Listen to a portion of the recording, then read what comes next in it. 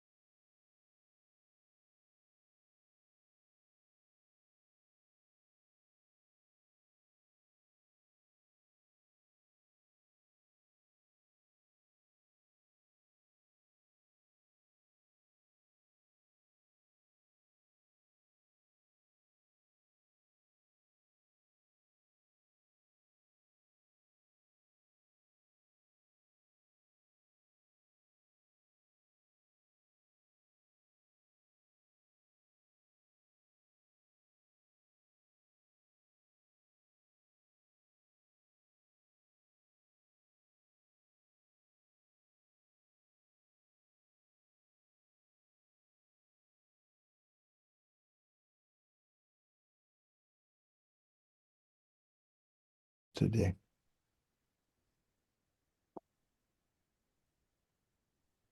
So, are we still waiting for Princess Peony and anyone else, Jaigora? Yes, they Martin is that they will come. Okay, because I'm working on the Bindu right now too. I can go back to that even for 5 minutes, but should we wait for them or should we go ahead and start?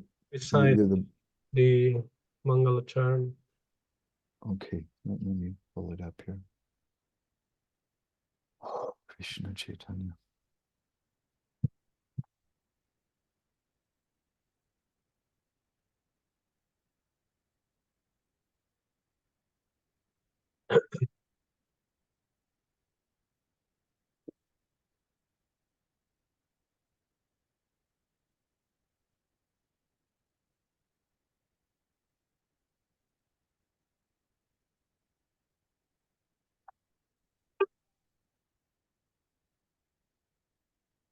Okay.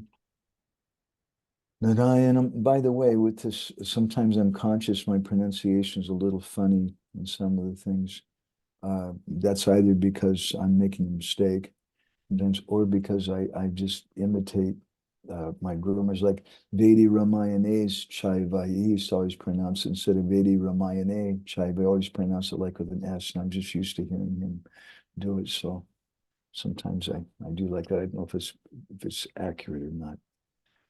Narayanam namaskrityam, nam is one example. Naramschaiva narotamam, devim saraswatim vyasam tato jayamudirayat, vede ramayanishchaiva purane bharate tata, adavante chamadye chahari sarvatra giyate, mukam karoti vachalam pangum langayate girim, Yat kripa tamaham vande paramananda madhavam, paramananda he madhava, padunga luchi makaranda, she makaranda panakori, anande bolo hari hari.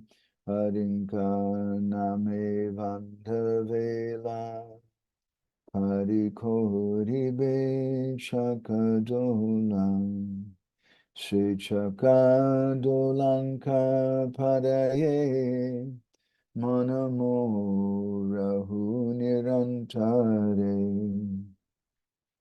Manamo nirantare rahu. Ha Krishna Boli Jiva Jal, Ha Krishna Boli Jal Jiva, Moteu Dada Radha Dava, Moteu Dada Radha Dava, Moteu Dada Radha Dava, Dharma Projita Kaita Vota Padamo Nirmatsaranam Satam, Vedyam Vastavamattavastu Shivadam Tapatrayon Bodhanam, Srimad Bhagavate Mahamuni Krite Kim Vapadayishvara, Sadhya Hridyavarujate Trikruti Bishu Shushavistakshanat, Nigamakopataro Galitam Phalam Shukamukadamitra Dravasam Yutam, Pivata Bhagavatam Rasamalayam Muhuraho Rasika Bhuvi Bhavuka,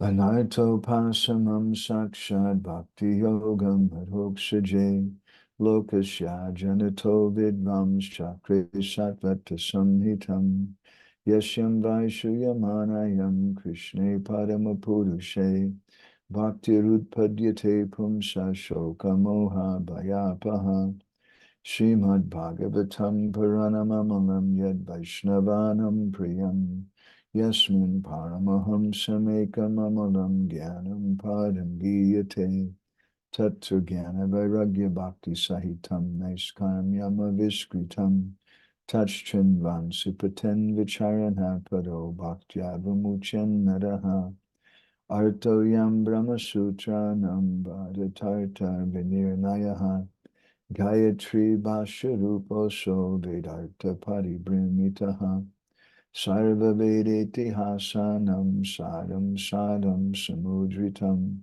Sarva Vedanta Sadam Hi Srimad Bhagavatam Ishyate, Tadrasam Rita Tripta Shyanam Yatya Swadvachi Kvachit, Krishna Bhakti Rasa Swarup, Shri Bhagavatam Tate Veda Shastra Hoite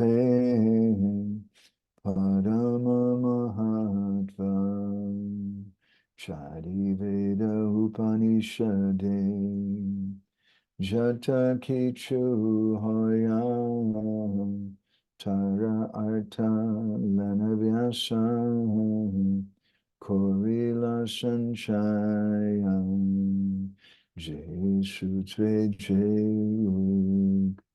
Vishaya Vachana Bhagavate Seiruk Slokani Bandana Jivera nishtara lagi, sutra koilo byasam, mayavadi bhashya shunile, hoya sarvanasham.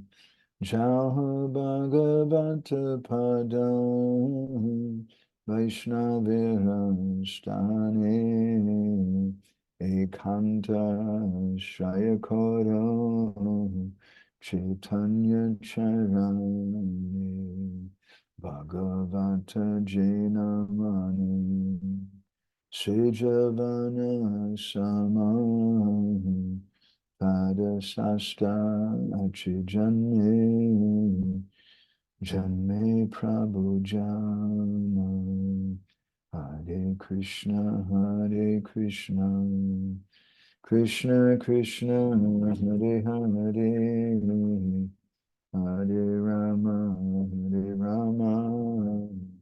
Rama Rama Hare Hare Om Namo Bhagavate Vasudevaya Om Namo Bhagavate Vasudevaya Om Namo Bhagavate Vasudevaya Hare Krishna. So I don't know how we want to organize this. And it's I don't know if I'm going to be able to, in general, to be the master of ceremonies or whatever. Especially today, I'm just not feeling really very good. And in general, it's just a lot for me. I've got so many things on my plate. So I do oftentimes have something to say and add. I probably have a little something today. But I didn't listen to the lecture, and I just read through part of the transcription, so I can't really comment so much on that. Does anybody have anything that really struck them from this lecture of Maharaj? Honestly, I just listened and I just put from transcription. I could Also. figure that. Yes, But I I'm could really not grateful. I could not really follow because I'm Sachinanda Maharaj just left yesterday and there were so many things here. Oh, Yes, I was translating also Bindu only one to this time, oh, not thank not you. not anybody else. The design should be coming today. Bhakti Rupa just sent it back to me. That's what I was working on. And I'm also working on the next one. Hopefully the next issue will be getting pretty soon. I'm just waiting for something from Indradyumna Maharaj, actually. So yeah, just we can remember what we have from our when we really read or listened to this, to Bhagavatam, to sixth canto, to these stories of Vritrasura and Indra and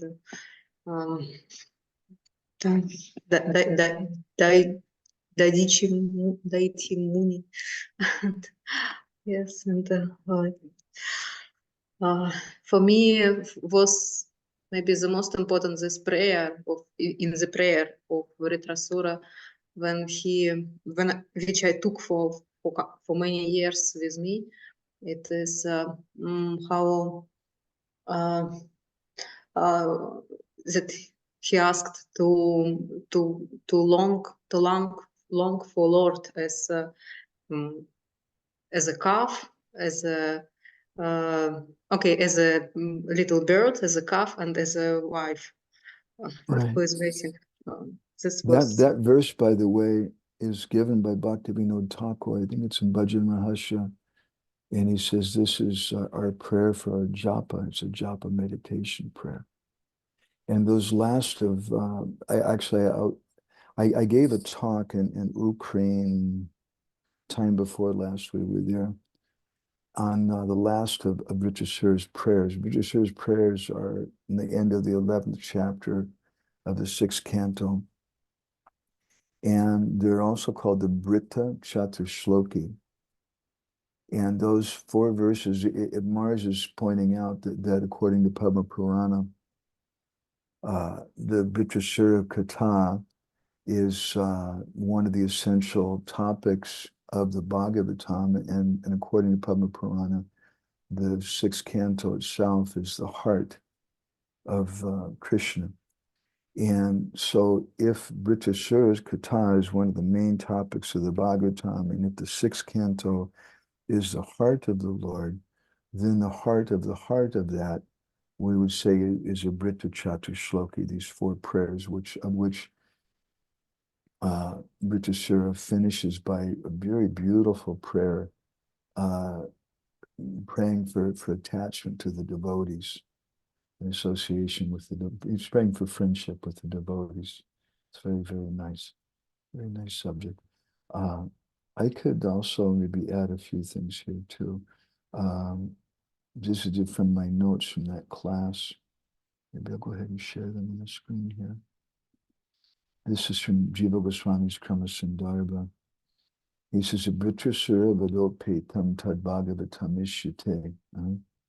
That it's mentioned in the Puranas that one of the outstanding features of the Bhagavatam, Agni Purana saying this, is the pastime of Britrasura leaving his body. In Priti Sundarbha, Jiva Goswami also speaks about these 4 verses. They're very nice.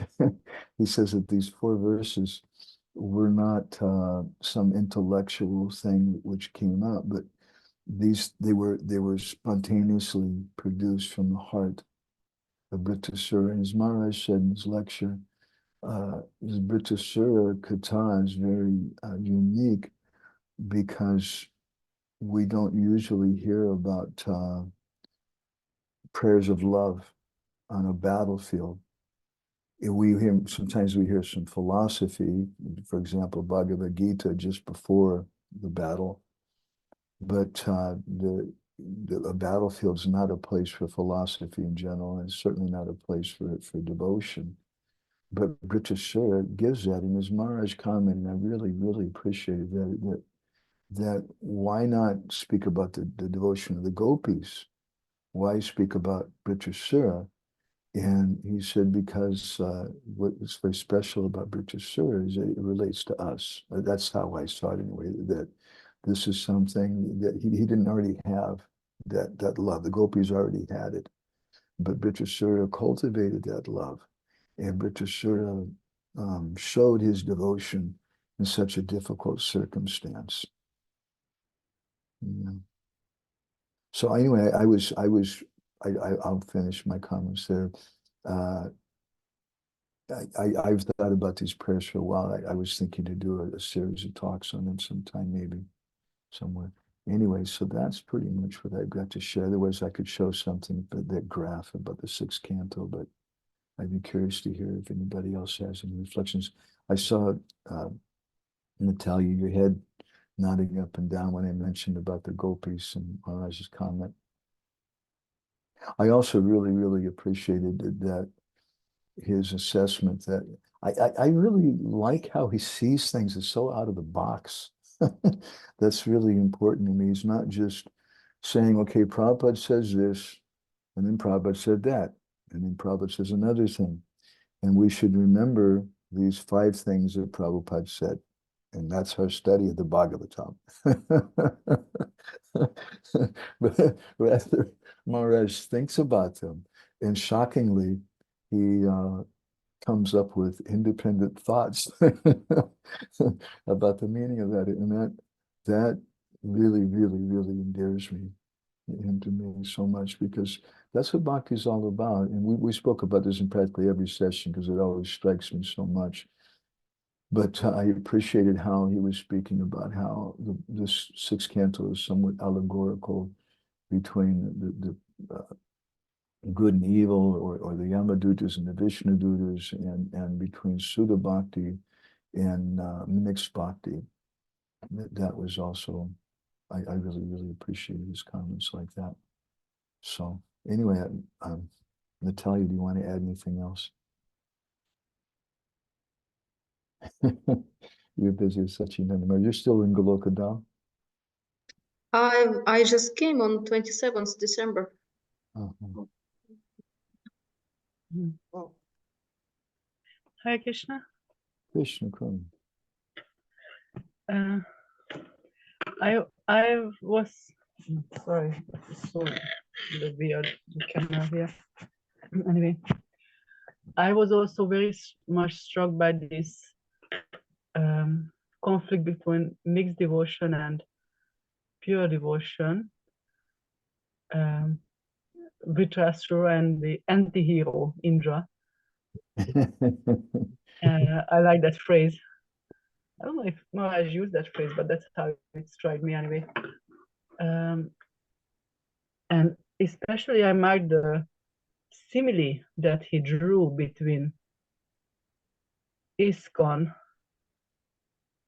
and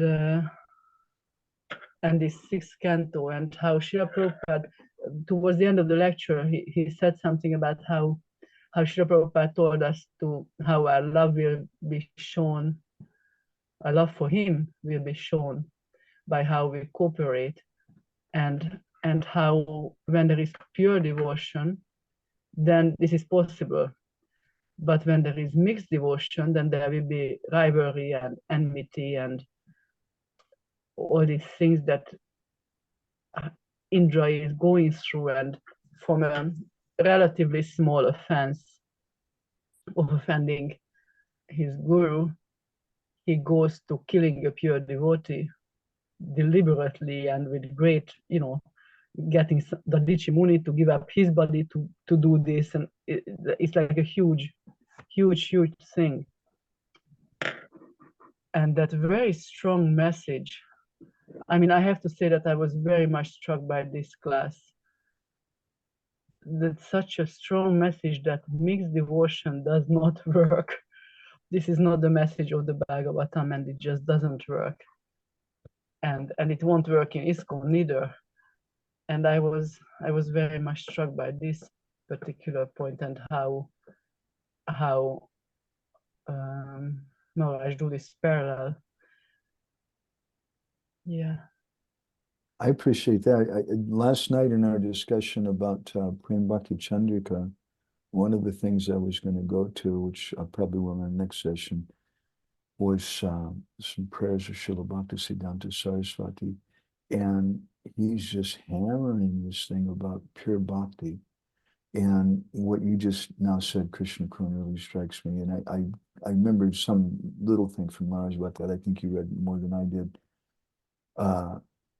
It really strikes me how in our society, we may say, no, how can Maharaj say that? We're all about pure bhakti, and we have Bhagavatam class every day, and we have we go on Harinam, and we chant japa, and we do this, and that's all pure bhakti.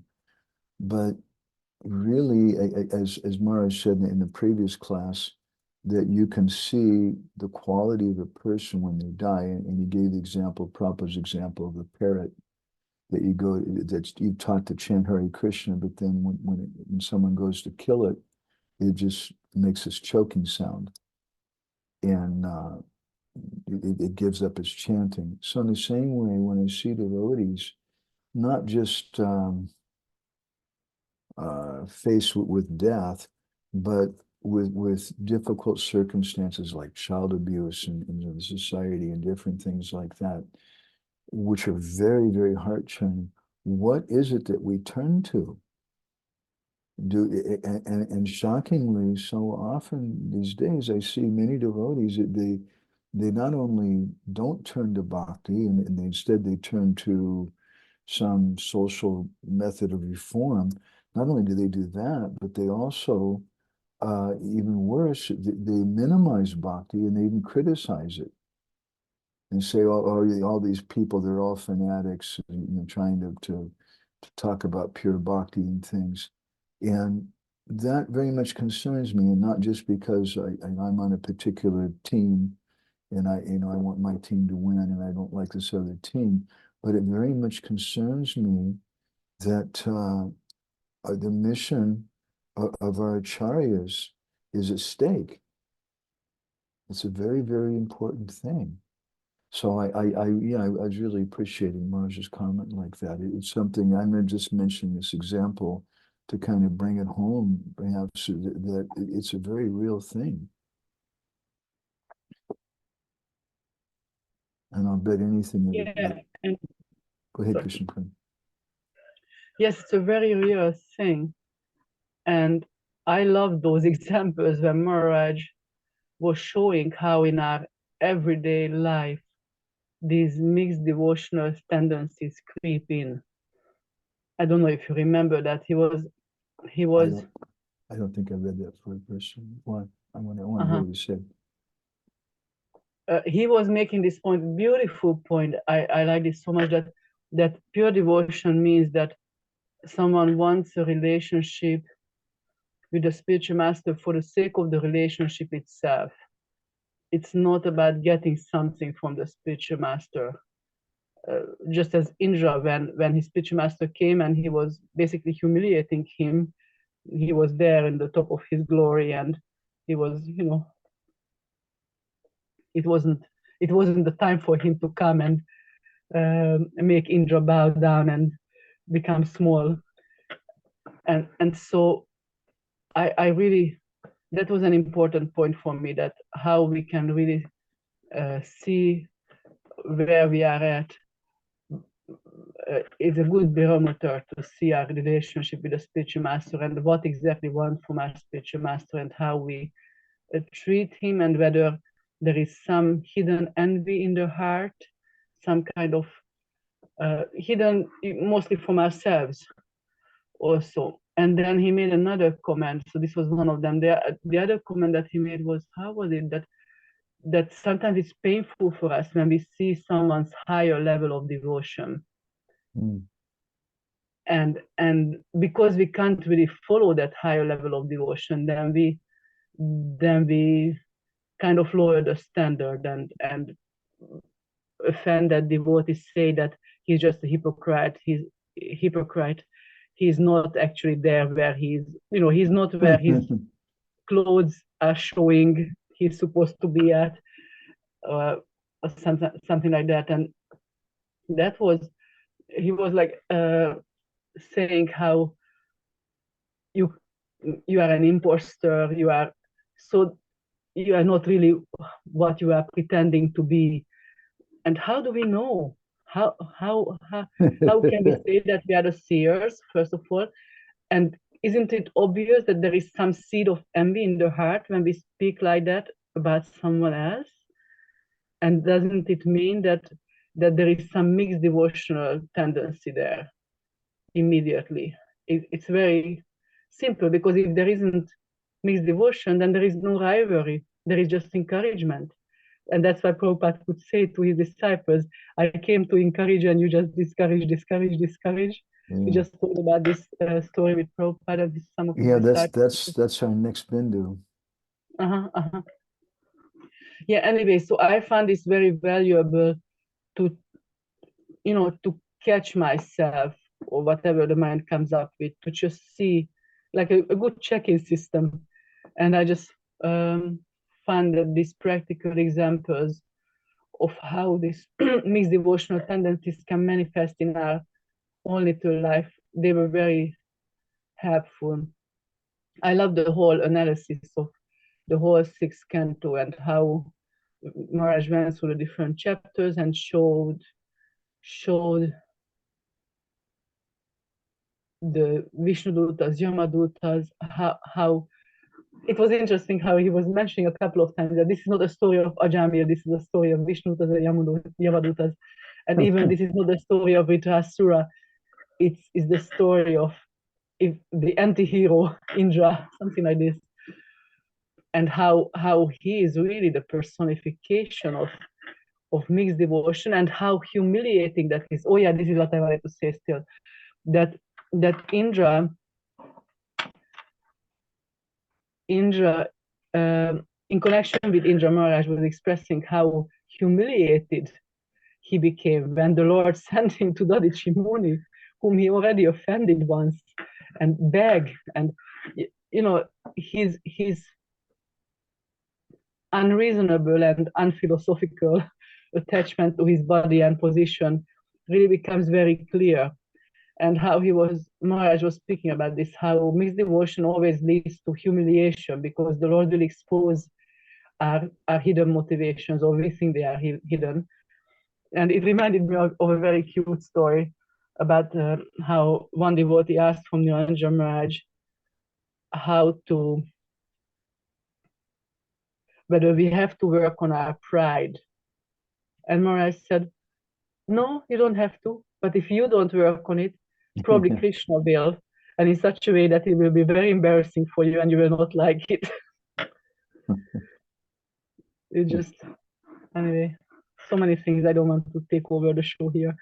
No, it's good. Good comments. I really appreciate it. You can kind of see within this tension between Indra and Vritrasura, and I think this is what Maharaj is bringing out, a natural kind of tension between persons who are, let's just call them, I don't want to be disrespectful to Indra or to anybody else, but let's call them artificial leaders. Artificial in the sense that they're appointed, but they're not necessarily accepted by us out of choice, out of love and appreciation for them, but rather because they have some position.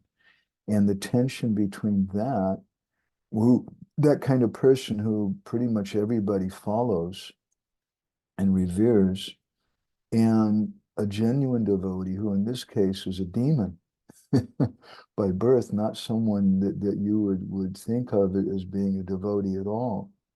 And he's the real hero.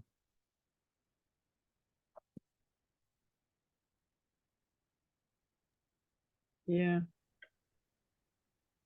One more point. Can I add one more point? If somebody else wants to. One more point that struck me was how Maharaj was speaking about this, that the doubts that we have, they come from anarthas. And how these first 3 chapters of the story of Ajavilo, Vishnudutas, and Yamadutas, they really make us face our faith or lack of in chanting the holy names. How he was saying that, you know, we may wonder, is it really enough just to chant the holy name purely? Do we really believe that this is enough? And how this whole conversation is addressing this. Nice. And I thought that this was so important that I have to say that Ajamil, I looked at that story so many times. It's like, I would say it's one of the favorite parts of Bhagavatam, because it's about the holy name and this. But I haven't really looked at the 6th canto in these terms, and all these stories, Daksha, just the whole possession. You wouldn't say the word possession maybe, but just the whole, how the whole canto is built up, and the different chapters and what they address. And that was so very enlivening for me. I really, yeah. And I really like that Maharaj was making this point that why is this, I'm sure some of the acharyas making these points, but why is it there are different prayers, and then there is this Pumsavana ceremony at the end of the 6th canto, and how this shows, Bhagavatam shows by giving these examples that you can be praying to the Lord, but it's not pure devotion, and it's useless in that sense. And for me, that was actually, I have to say that these particular chapters I was often wondering about, like, what on earth is it doing there? Why is it there? And it was important for me to hear that this is kind of like the anti-example of where we should be heading towards. That Indra is praying for protection, but he's just wanting protection. He doesn't want Krishna. He just wants Krishna's protection. Just like Duryodhan choosing Krishna's army and Arjuna choosing Krishna. We don't necessarily want Krishna. We want something from Krishna. Anyway, these were my thoughts. Let me show you something. It reminded me that this is a little mundane. There's something I posted on a great mundane place, which is Facebook today. But I feel it's a point that Mars is bringing out, and the sixth canto is bringing out between Indra and Vritrasura. Better to walk alone than with a crowd going in the wrong direction. And as we were saying, even amongst devotees, sometimes if we're not pushing forward Sudha Bhakti, then even though we may be pushing so-called social reform and whatever like that, I don't want to walk with him. I'd rather be alone and not be accepted and appreciated. Manapayani, Hare Krishna. Hare Krishna, please accept my humble obeisances to your Vaishnavas. Please accept my obeisances humble. It was so nice to hear all the points. Krishna Kun, thank you so much for sharing everything you took from the class.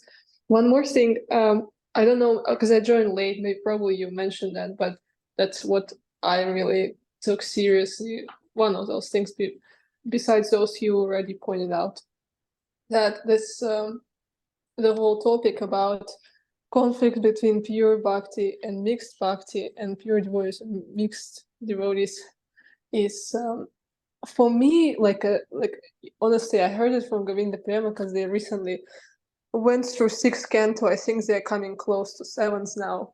They spent I think maybe 3-4 months on that one, maybe more, I guess half a year on sixth one. And we just talked about recently before I left Gordon with her about the sixth canto, and she was sharing with me something really left a mark in my heart. She said like this story of Vritrasura and Indra and what they got ultimately, and the whole thing how pure devotee may look not as a devotee at all, and it's so covered, and we really have no idea who is practicing what, and we really have no idea. It's so complicated. So, and the only conclusion of that specific thing is that I really cannot see, and I really have no idea about no one's practice of bhakti. So, and that's why, it's just, I just have to be just better. I see that, whoever looks like external, like Vritrasura, they practicing bhakti, and I just don't know it. So, and like just better being that consciousness. And she just really like felt it so deeply, and it's really reflected in my heart when she shared that one specific one. Yeah. In the Brihanaradiya Purana, there's a story too. Narad Muni going to Lord Vishnu and asking him who's the best devotee, and out of pride, obviously it's me. He's thinking.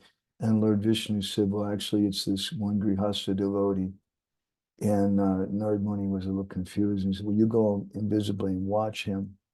And he went there and he spent the whole day with him. And the guy got up at like 5 o'clock in the morning. There's no Mangalartik, there's no japa. And he just immediately started taking care of the children. Then he went out in the field to work, and he just worked all day long.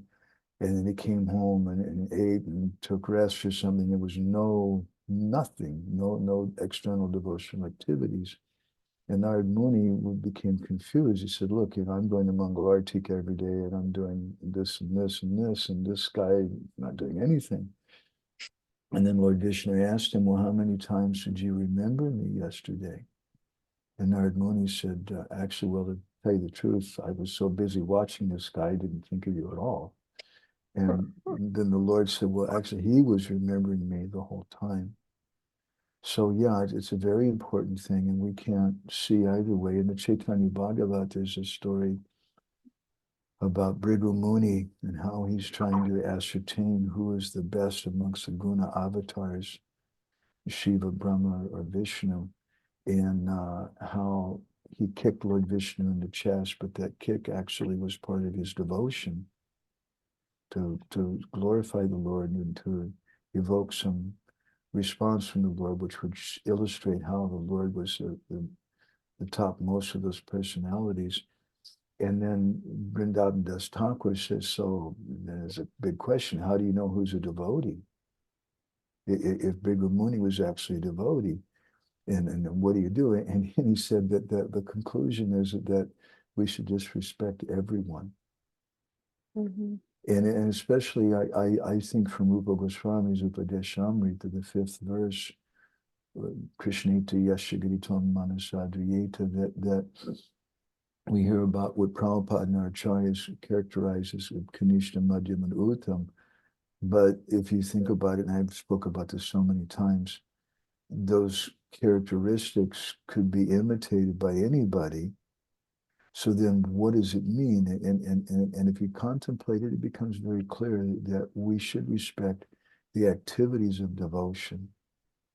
Anyone who's chanting, because we're appreciating the chanting, and that's obligatory for a devotee. We want to be a devotee. We have to practice amani namanadena, but especially we have to respect anywhere we find devotion.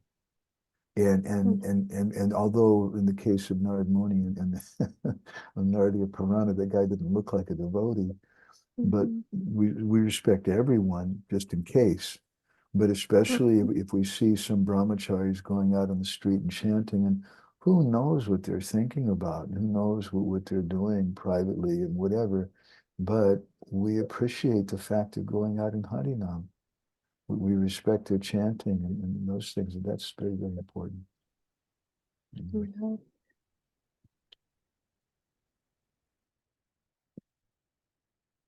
We spoke sometimes before you came on about Britrasura and about the Brita Chapter Shloki, the 4 verses, 4 prayers of Britrasura, and how those are considered by some persons like the essence of the Bhagavatam even, because the 6th canto is the heart of Krishna, and Britrasura Katha is considered to be one of the distinguishing features of the Bhagavatam. And out of that Britrasura Katha in the 6th canto, those 4 verses are considered to be the most important. What chapter it is? Can you please remind me? Chapter 11, the last 4 verses in chapter 11. I gave a class on the last of those 4 verses, which is really beautiful. And when we began, Natalia was mentioning also the previous one, speaking about the baby birds and the housewife separated from the husband and things, and how Bhaktivinoda says that that verse is our japa meditation. Oh, good, thank you. Ajata Paksha Idamataram Kagasanam, that verse. I think it's text 26. Okay. And also I have heard, by the way, that the 6th canto is the heart of the whole Bhagavatam, because it is where this holy name is glorified. Shy. Not Is because it the heart? Oh, sorry. Not because it speaks about the hellish tortures. That's not the most important thing. That's the 5th canto, I'm sorry. Actually, I had a question also. So, is it called the heart of the Bhagavatam just because of that, or there are some other reason why some acharyas call it the heart of Bhagavatam? I somehow saw that it's somehow connected with Ritrasura's story also.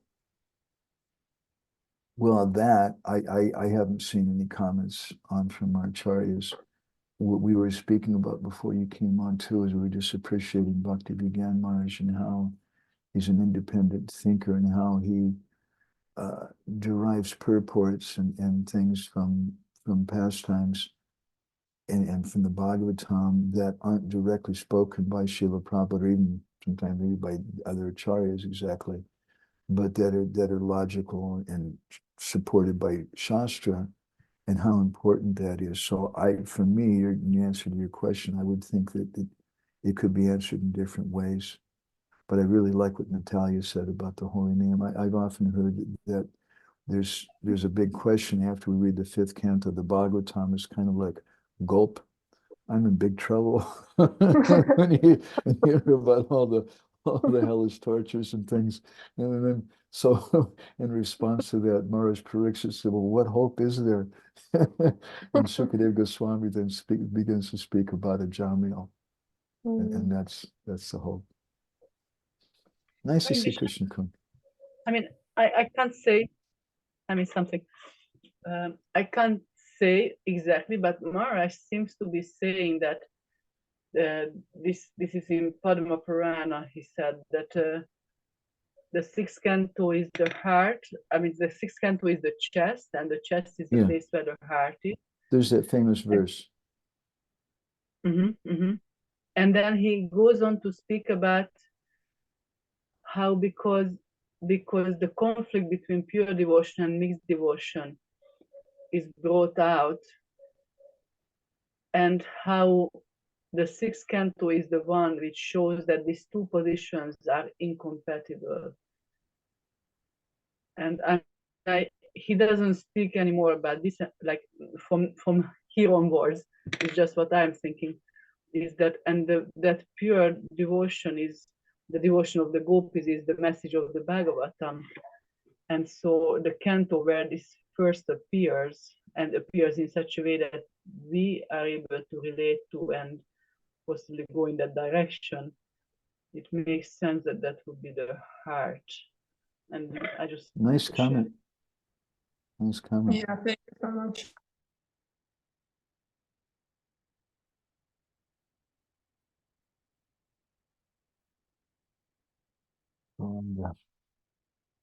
Yeah, it comes to me that what if I would be asked to formulate it, I would probably would be inclined to put it that because the conclusion of that conflict is the winning of the pure devotion as a concept, that makes it the heart, to show that the pure devotion is the heart of the devotion, that the pure conception is the heart of all devotional endeavors, and because the conflict itself doesn't really have to say, it doesn't have to be conclusive in a way, but on the scene of the sixth canto, we can see who's the winner in that conflict in that sense. Yeah, it shows how pure devotion wins over devotional management or institutional authority kind of thing. Yeah, what it mixes. Yeah. I was personally, I mean, Krishna Kund Mataji practically mentioned all that I had in my mind and heart about the lecture, because these were also my highlights. I think it's obvious because these were the points that Maharaj wanted to convey, I guess. But what I was really surprised, because I always liked sixth canto. For me, it was like one of the most favorite parts of the Bhagavatam. And maybe Natalia saved my day with the last quote, because I was really surprised that Maharaj practically didn't mention Nam Tattva at all. Even the story of Ajamil, he immediately twisted it into a discussion that it's like, again, the contrast between Yamadutas and Vishnudutas, and follow the same thought as with the Vritrasura against Indra. But for me, it was always like such a strong point that this is because it's such a central point of our concentration in our abhidaya, in our practice, in our,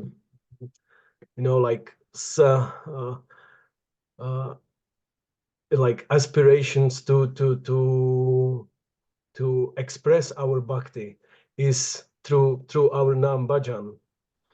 And and yet we and that's why I always had it so strongly like connected and exactly as you mentioned in the as a following of the fifth canto, which ends up quite depressing with the last chapter. So the sixth canto immediately says like it's like that point in the discussion, you know, like you're really down, like describing all the hells and, and these things, but we have the name, we have the name, we have the holy name, and like starting the new breath of a discussion. And that's how I perceive the sequence, like the shift from the fifth canto to sixth canto. And I was really surprised that Maharaj like just didn't mention it at all. Yeah, I thought about that with Maharaj personally, and my thought was that it's like if you meet a friend and you meet the friend every day, every day you may describe him in a different way, depending on the weather and depending on what you did and depending on just what came to your particular mind, your mind at that particular time. And my impression was that this was a particular thing that came to Maharaj's heart at a particular, because other times he does speak so much about Nam Tattva. Yeah. And it also is kind of an interesting thing to me to look at this overview and as a procedure, as a way to study the Bhagavatam, which I agree with it, but it is also difficult and awkward in some ways, you know, because if you describe a forest as being, you know, it's a forest of oak trees, but there's a couple maple trees in there also, or you describe the forest as being very healthy, maybe most of the trees are, but there's a few trees that are infested with insects or something, and until you actually get into the forest and start touching the trees and seeing it, you only have an external perspective. But there is a point to the overview too, because from the overview you understand that it's mostly these kind of trees and it's mostly healthy. Does that sound okay, Anapayani? It's tree kata. Of course. No. Yeah, it's a good point. Yeah, I also was curious why Guru Maharaj didn't mention anything about the holy name, and yeah, it makes sense, this example. Different angles you look at the forest, yeah. And the friend example also is very even more touching. What was the friend example? I mean, when you my example, yeah. Okay. yeah. Your example, it was good. Yeah. Mad eka bandho mat sangyen. That's why Sanatana Goswami says the Bhagavatam's my only friend. But my only friend, some days I see it in a particular way, and other times I see it in another way. And that's the glory of our perspective and our seeing our friends. So it's a little, you know, I'm not quarreling or disagreeing with you, little Purushottam. I'm not even taking issue. I understand the spirit of your comments, so don't misunderstand me. But with Bhakti Vigyan Maharaj, I in this case, he's so much always stressing the holy name like anything. But I just saw it in this way at this time that he must have just had some particular ecstasy and some particular thought at this time. It wasn't meant at all to put anything bad on Maharaj, because this particular lecture was till now one of the best for me, actually, because it gave me so much new insights on the sixth canto. And I over my being with the devotees, I've met few times with devotees trying to convince me that this Narayan Kavacha, this is far out and Bhagavatam, and I always felt like bad about it, you know. Something it just doesn't resonate with me inside, but I couldn't define it like so precisely, so clearly. But I never took a drop of inspiration for such a things, you know. And Kavacha, this, that. I was like, it just feels too fruitive to be like real bhakti. And Maharaj gave me like, oh yeah, I know it all the time. They've done, I saw some person who's speaking about public speech and how to speak, and he said that oftentimes, usually, if we like a lecture someone gives, it's not because they're saying really something new, but they're saying something that we already really felt and agreed with. Yeah, yeah, So, or sometimes bringing it out in a way that you know, I was thinking that kind of, but I hadn't actually formulated the thought, but I was feeling that or something. Yeah. yeah. So in that sense, it was, and I immensely appreciated how Maharaj actually, his dedication to hammering again and again and again this clear distinction between, or as we as he names it, this conflict between pure devotion and mixed devotion. I was, it's like wonderful view to see these particle stories in Bhagavatam. It's still puzzling, like the position of Vritrasura. I don't know if you, well, you didn't hear it, but others, if they heard the lectures, this question, Maharaj, like after the whole class, then there was a question, and and Maharaj is answering in a way exactly where the doubt really is, because the point is, what was really the fault of Indra?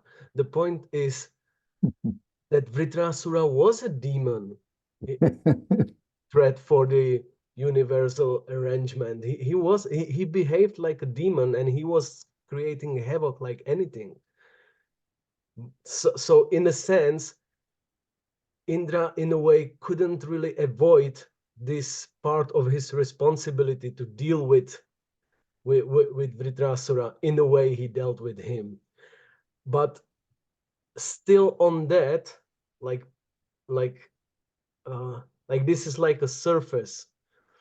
But behind the scene, the Bhagavatam also shows this like backstage backstage drama, you know, how it shows the Indra status of a mixed devotion, and how it shows that even Vritrasura behaving like a demon, creating havoc, doing all the bad things that demons are supposed to do. He's still at the moment of being killed, could present the how you call it, that's a nice name actually for those 4 verses. Oh, the Brita Chatushloki? Yeah, Britra Chatushloki. he could come up with this, and I was really happy for your showing us your notes on Jiva Goswami's, that these prayers actually were not like, you know, like composed with all the concentration, what devotion I can put into my writings. And no, it was just totally spontaneous. It was just about to be killed. He even encouraged Indra to kill him. And in the mid of that situation, he could address the Lord in such a way. He could just, it was just totally spontaneous outpour, showing the actual position of his heart, even though his external behavior was punishable, was terrible. It was meant to be stopped. So that was also really fascinating for me. Yeah, I hearing you, I'm going to go back to a theme that we speak about quite often. Krishna Kunj sometimes rolls your eyes even because we speak on it so much, but I see in Maharaj's comments, there's a kind of a natural tension from the beginning of the universe, from the time of Vritrasura and Indra, between real devotion and institutional religious authorities. And it's a significant thing because in so many ways, because as you pointed out, and that's a really beautiful comment, that Indra was right. And Indra was doing what he had to do because Vritrasura is a demon, so Indra's got to go and do it. And then what you come to conclude is that it's not that, obviously it's not that Britrasura is really a bad person because he's a demon, and it's not that Indra is a good person just because he's the chief of the demigods. But then you can flip that also. It's not that Indra is a bad person just because he has to do that management thing like that. And it's not that Britrasura is good just because he's something of a devotee, but we see what comes out in the end, as you were saying. And that's what we really look for. I really appreciate it, because I think it's a crisis that a lot of people have, and not just in Krishna consciousness, but I see in so many different religions and things too, when there's this mechanical leadership thing, which always happens. And we see it so much in Indra, and then people, they lose faith in the process because of the behavior of one person. Yeah. Also, one more curiosity came to me, that we just know that Vritrasura actually is Chitraketu, but still appreciating the position of his pure devotion, it would be maybe nice for me to hear more about Chitraketu's history, in a sense, like how he achieved that status of pure devotion. Like it's nicely portrayed on the situation when he was cursed and he didn't really retaliate it, and but there is not much like knowledge of how he became pure devotee. Probably one would answer that it's showed to us on many other examples through the Bhagavatam, so it doesn't have to necessarily be showed to us exactly on the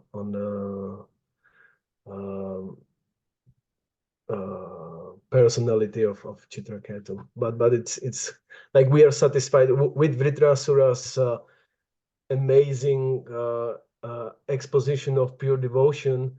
We are just satisfied with, oh, but actually he's Chitraketu, so that's understandable in that sense. But still, there's a story behind Chitraketu's pure devotion. It reminds me of the famous saying that every saint has a past and every sinner has a future. Yeah. This story is a perfect example of that saying.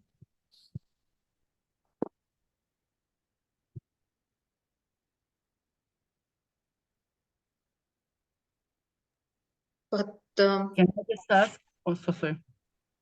oh, okay. I posted the overview of all Bhagavatam according to these lectures of Maharaj, and in the next, for example, in the next cantos, these stories of Prahlad Maharaj and Bali Maharaj, they show to us that bhakti comes from pure devotees, from blessings of pure devotees. Yeah. And so we kind of can make conclusions that Chitraketu got not only this curse, but also a blessing to become a pure devotee. And you look at the Canto 6, she describes, Maharaj says, the beginning of describing bhakti is abhideya. So in response to your comment earlier, Leela Purushottam, because 6th canto is all about the holy name. Yeah. So it's presenting the holy name as abhideya. Yeah.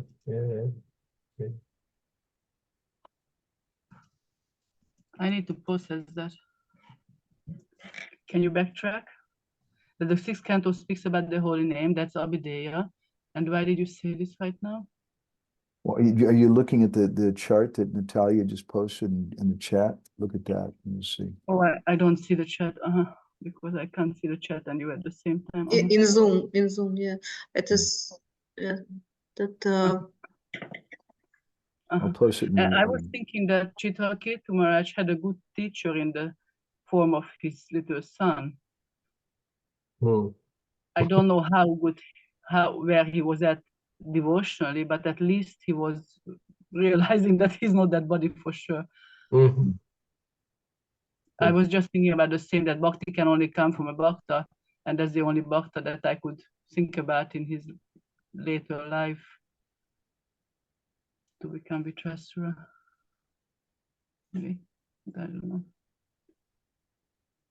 Well, there was personality of Shiva. I don't remember any specific what was his role in the whole scene, because Parvati was one who got upset and cursed him. But I have some vague memory. I can't really say now because I didn't go through that for quite some time now. That there was a good impression that he didn't retaliate, isn't it? Is there something like that? Yeah, there's some mention of that. So in that sense, he could get some blessings from Shiva, maybe in a sense like, okay, my wife screw it a little bit, but his qualification is not to get into a battle in a sense, like which. Parvati got angry. Yeah. I mean, and that's where that purport is, famous purport or infamous purport, depending on your perspective. Well, Prabhupada says that this shows that the woman's intelligence is always less than a man, because Parvati, she got angry over that. Anyway, there's different ways to look at that comment also. That's a whole different thing. Too controversial. I like controversies.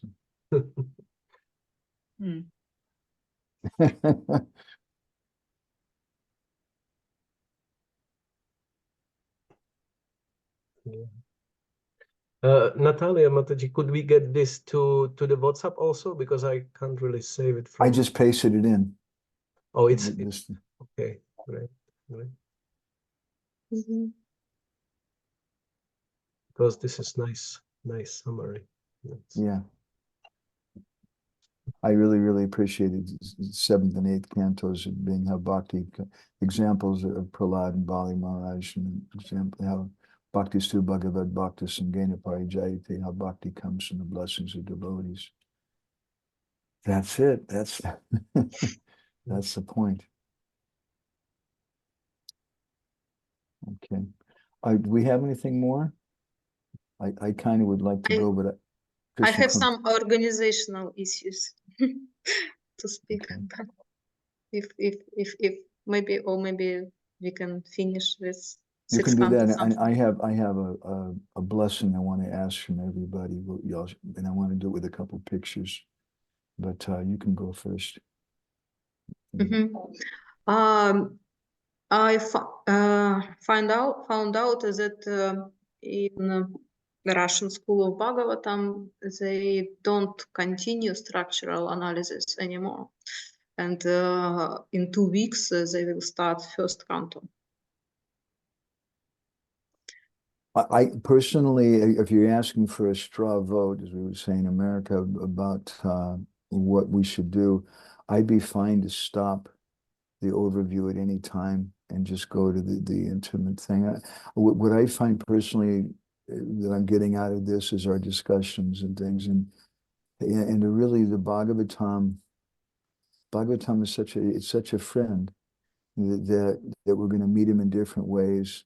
And I may have expectations of becoming a great scholar from this. I don't think that's a proper expectation. I'm going to meet the Bhagavatam in a different way. It's a better way to look at it. That's me personally. Maybe some of the others have a different perspective. What was your thoughts, Natalia? Like what?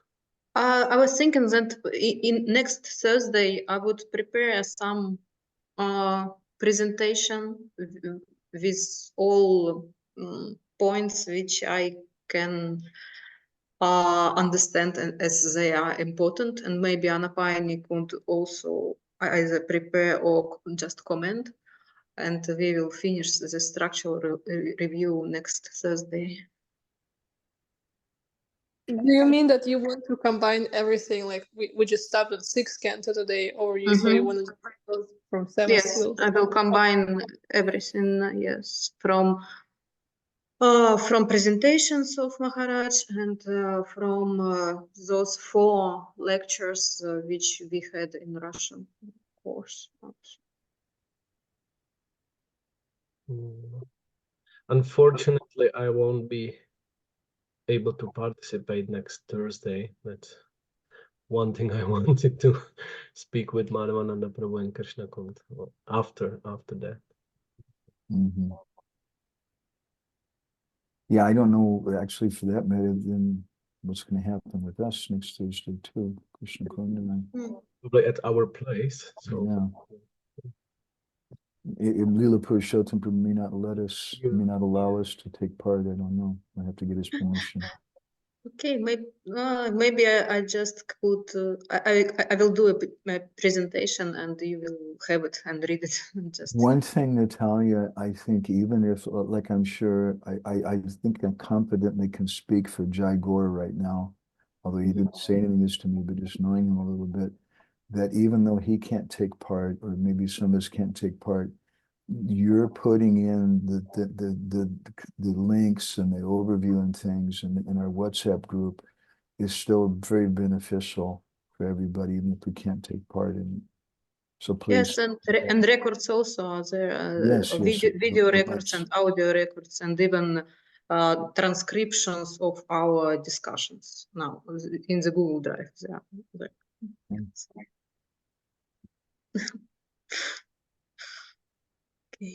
transcriptions of our discussions. Yeah, that's surprising. Didn't expect that. Yeah, they are made automatically. Zoom makes them. So I was thinking about I'll take some certain excerpts out of those and then present them to some of the authorities and check and say, did you know what Leela Purushottam was speaking about lately? Maybe I can blackmail Leela Purushottam Prabhu. Make a little extra income.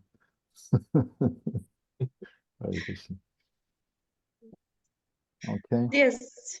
Okay. I wanted to share a little thing with you, my friends. There's a good friend of mine. We were a little shocked a few days ago. We got some news that I'll best tell it from my perspective of my godbrother Ishwar Prabhu. Our godbrother Chutananda, who lives in Ireland, he came to Vrindavan, and they were doing some parikrama together. And then Chutananda Prabhu went home. He was staying in the Russian house in Vrindavan. And he didn't see him for a few days, like since the 20th. And then I think on the 26th or 27th, something like that, he went to the devotee who owned the room and no, I haven't seen him either. And so they got some police and they went and opened the room and they found Chutananda Prabhu had left his body in there. And we're just going to just show you a picture or two of him and just remember Chutananda Prabhu. And just say, devotees, please give some blessing for him. Very special devotee. That's a Chutananda. And I'll show you another picture. I just kind of found this now. This is probably in 1990, 94, 95, probably 94, in Bhubaneswar. His Guru Maharaj in the center, and Jagapati Nasikananda. And this devotee right here, the arrows pointing at here on the right, that's a Chutananda Prabhu. Anyway, just say some prayer if you want for the devotee. Okay. So my thanks to everybody. Hare Krishna. Krishna, thank you so much. And to Vrindavan to just visit. He was Yeah, what a special way there. departure. Radharani said, I want you to stay. Yeah, I was wondering when you said we should say a prayer, whether I should pray to him or for him.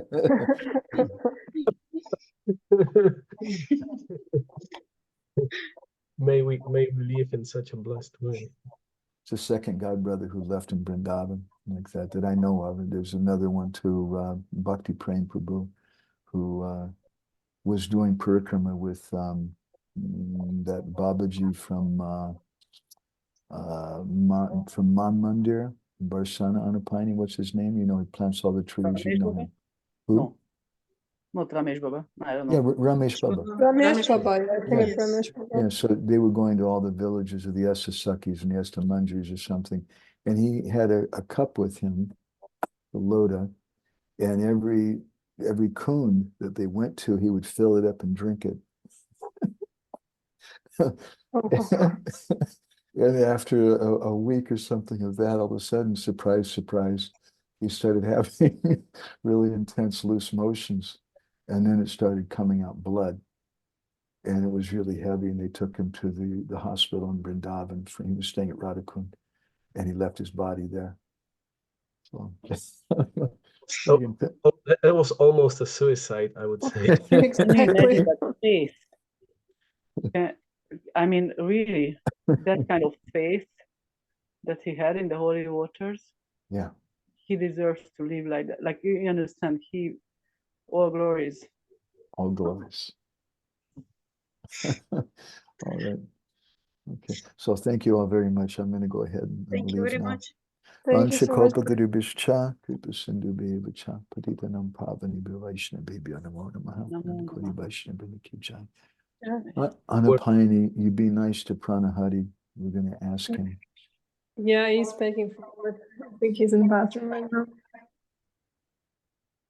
Lilapushan, you're going to say something? Yeah. I just want to let you know about something